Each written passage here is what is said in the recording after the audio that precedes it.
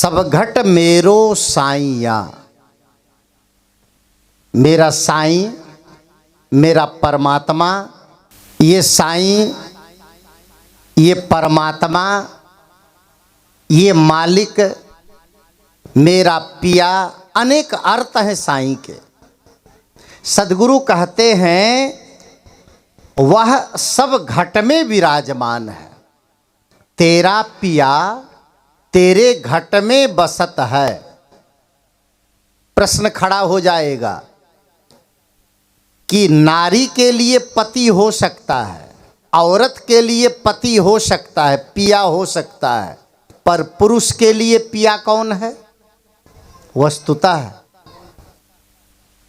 हर जीव के अंदर में एक मनोवृत्ति है, हर शरीर के अंदर में एक ऐसी वृत्ति है जो हर समय तृप्ति चाहती है, हर समय वह वृत्ति संतोष चाहती है, परम तत्व को चाहती है, और वह वृत्ति ही हर घट में मानो नारी है। क्योंकि सद्गुरु कबीर साहब ने कहा अंतर ज्योति शब्द एक नारी।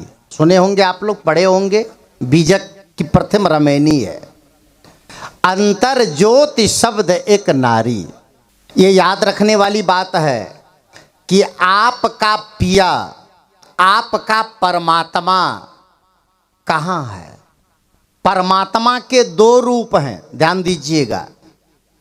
यहाँ बैठे जितने लोग हैं, अगर मैं सबसे पूछूं कि परमात्मा किसको किसको चाहिए, हाथ उठा के जरा बता देंगे परमात्मा किसको किसको चाहिए?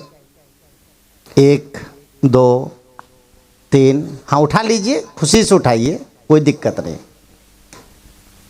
अब इधर मत आए, बंदगी मत कीजिए, अभी इसको पकड़, कोई बताने वाली तरह बताया कीजिए। हाँ हाँ, वहीं एक आदमी रहे और रोक दे वहीं पर। देखिए, ये सिस्टम को बनाने में तो टाइम तो लगेगा, क्योंकि जो ढर्रा अभी तक चला आ रहा है, अचानक ब्रेक लगाने पर जाते जाते गाड़ी रुकेगी। अब इसमें सत्संग होता रहा है तो उसमें लोग आके बंदगी करते जाते हैं, और लेकिन सत्संग की ये मर्यादा नहीं है। सभा शुरू हो जाए तो जहाँ आ जाए वहीं पीछे बैठ जाइए, जब बंदगी का टाइम मिले तब आइए। ना आप भाग रहे हैं ना हम भाग रहे हैं। भाग कौन रहा है? कोई नहीं भाग रहा है। तसल्ली से सब लोग बैठ के सुनिए, इसमें डिस्टरबेंस नहीं होगा।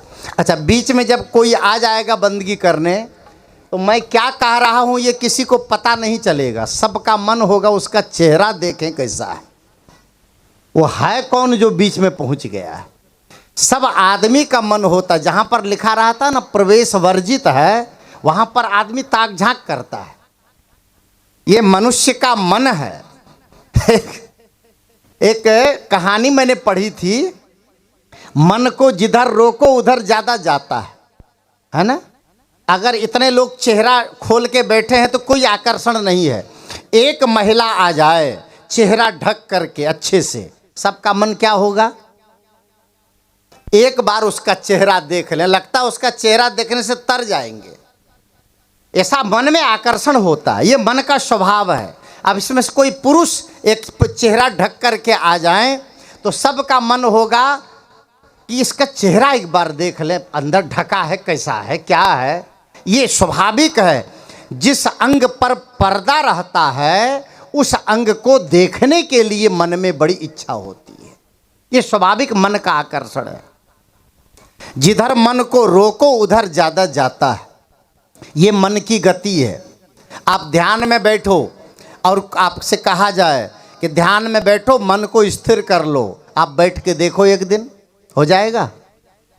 जैसे आप आंख बंद करके बैठोगे तो आंख खोल के जितना देखते थे ना, उसका 10 गुना ज़्यादा दिमाग में कचड़ा आने लगेगा आंख बंद करने के बाद। ये जितना जितना जो देखे हैं वो सब स्मरण आने लग जाएगा। ये मन की गति है। मन को समझाने से, बताने से और मन को लगाने से मन लगता है। एक घटना इस पर मैं कहा करता हूं कि एक खट्टर काका थे। उन्होंने एक बहुत सुंदर मकान बनवाया और मकान के बगल में जो मकान की बाउंड्री थी, चार दीवारी थी, उस दीवार पर लोग पेशाब कर जाते थे। और पेशाब कर जाए, बढ़िया पेंट की हुई दीवार पर लोग पेशाब कर जाए, ये बहुत तकलीफ होती थी उसे। तो एक दिन अपने मित्र के पास गए, उसने कहा यार मैंने कम से कम 2-2.5 करोड़ रुपये लगा के मकान बनाया, लेकिन किसी को पेशाब की हुई जगह देखता हूँ, दीवार देखता हूँ, बहुत तकलीफ होती है। उसके दोस्त ने कहा, मुल्ला जी ने कहा, नसरुद्दीन जी, कि काका आपने दीवार पर कुछ लिखवाया नहीं? उसने कहा लिखवाया तो है कि यहाँ पेशाब करना सख्त मना है। कहा कि गलत लिखवा दिया आपने। कहा फिर क्या लिखवाऊं? कहा जो आपने लिखवा दिया उसको मिटवा दीजिए। कहा फिर? कहा वहाँ लिख दीजिए कि यहाँ पेशाब करना ही पड़ेगा, ये लिखवा दो। देखो, अब उसने उसको मिटा के लिखवा दिया। अब जब जो लोग पेशाब नहीं लगी रहती थी वहाँ देखते थे पहले कि यहाँ पेशाब करना सख्त मना है, तो जरूर पेशाब कर ले। देखता था किए हुए हैं, कई लोग किए हैं, वो भी कर लेते थे। और जिस दिन लिख दिए यहाँ पेशाब करना ही पड़ेगा, तो पेशाब करने वाले जाते थे, दूर से देखते थे यहाँ पेशाब करना ही पड़ेगा, ये मेरा बाप है जिसके कहने से यहाँ करूँगा। वो करना ही बंद हो गया, पूरी दीवार शुद्ध हो गई। ये मनुष्य का मन है, जिधर रोको उधर जाता है, स्वाभाविक है ये। इसलिए अगर कोई आदमी बीच में यहाँ आता है तो उसको देखने का सबका मन करता है, तो बीच में कोई ना आए।